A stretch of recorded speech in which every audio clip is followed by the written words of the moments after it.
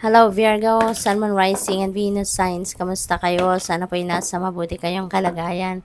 Welcome back po sa ating channel. Kung bago kayo rito, welcome din kayo. Thank you for your support po. I truly appreciate it. God bless you all, Virgo. Pauna mensahe ninyo napakaganda. This is the universe, no? This is about ending and beginning, no? Yung ending na to, completion ito, achievements, accomplishments, yung ganon. So, napakaganda kasi successful time ito para sa inyo. Kasi meron ngayong mga pinagsisikapan, pinagtatrabahuan na matatapos nyo na yan ngayon with flying colors. At saka, this could be travel, no? Para sa iba sa inyo, baka magta-travel the world kayo, or ah, baka travelan locally, maaaring gano'n, no? But definitely, there is travel dito for some of you. Number one, wow, triumphant success. So, this is definitely a triumphant or a successful time para sa inyo, Virgo, kasi meron tayong triumphant success. Ang maganda rito, tagumpay ninyo to sa hirap. Galing kayo dito sa isang sitwasyong mahirap, talagang alam mo yun, nahirapan kayo rito eh. Nahirapan kayo rito. Kaya napakaganda na magtatagumpay kayo. You will be given that a new beginning dito. Meron naghihintay na bagong simula dito. You're going to be offered, no? Something new, a new path in your life na tatahakin ninyo rito.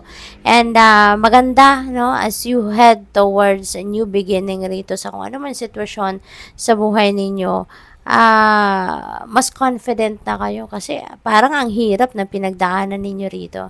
This is something that is very challenging para sa iyo, but you manage to succeed, no, over that paghihirap.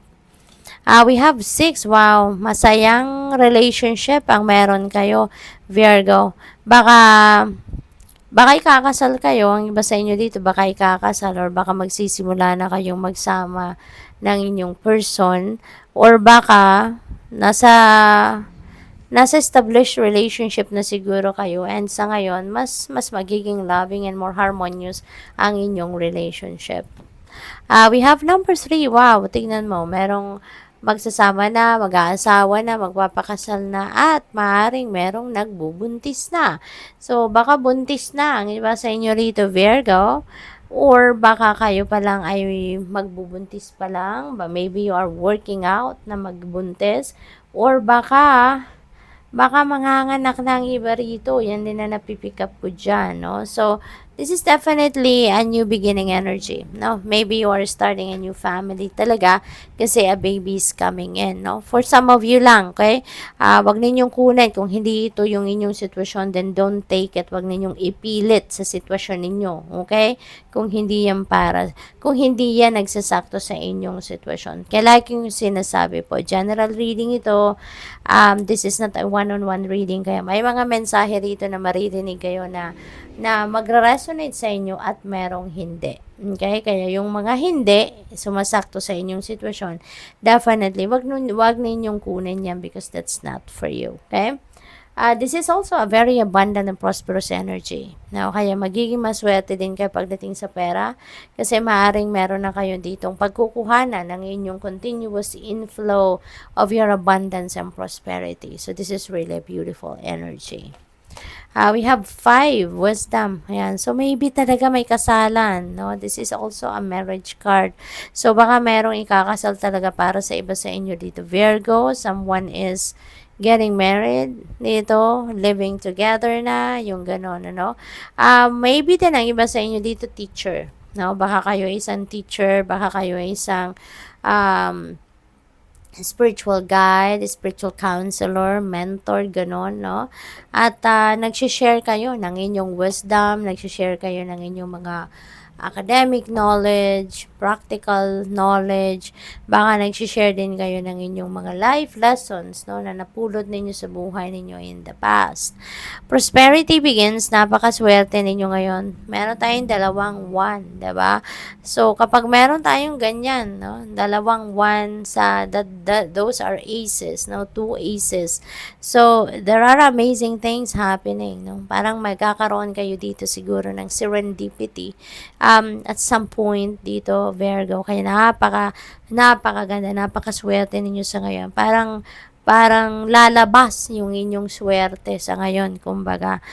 Prosperity begins. This is a new beginning energy in terms of your finances, trabaho, career, negosyo, no? So, and career, no? Nasabi ko na ba? This is the start, no, of a continuous inflow of your abundance.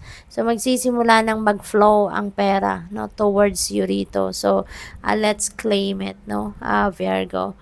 And maaari din na may mga financial opportunities dito na paparating, financial blessings, winnings, windfall of money, no? Yung mga perang paparating sa iyo could come from various sources, no? Maring iba't ibang panggagalingan at puro dadating sa iyo, 'di ba? It could be mana as well, baka may inheritance din dito na dadating sa iyo.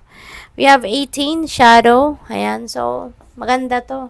Kasi dati may takot kayo, no? Maybe you are surrounded with fear, nababalot siguro kayo ng takot, kaya hindi kayo nagmo-move forward sa buhay, hindi kayo nagmo-move on sa buhay because you're afraid, you're scared of something.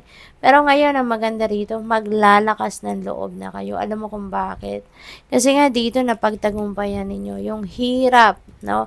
Kung ano man ang sitwasyon na to na mahirap, na you were managed to succeed over that. Kaya ngayon, wala na kayong takot. You are already fearless. No? Kaya napakaganda ng learnings ninyo rito. So, kung sa pagtatagumpay ninyo yung nawala yung takot ninyo. We have number 3. Look at that. There is recognition and reward. Ayan. So, yung recognition na to could be, kung nag-eskwela pa kayo, baka sa school, ito, na recognition ninyo, award, or baka sa trabaho, no? Yung trabaho ninyo will be recognized na sa ngayon, and you will be rewarded financially, no? So, napakaganda. Kaya may pera talaga kayong parating, no?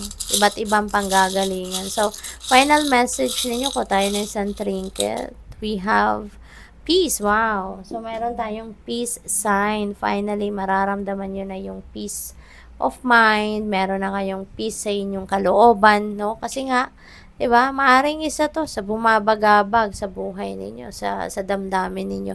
Kung ano man yung gulo, challenging situation na 'to na pinagdadaanan ninyo before, baka yan ang bumabagabag sa inyo. But now that you were able to succeed over that, ayan, magkakaroon na kayo ng peace. So, good luck. Thank you for watching. Love and light. Namaste.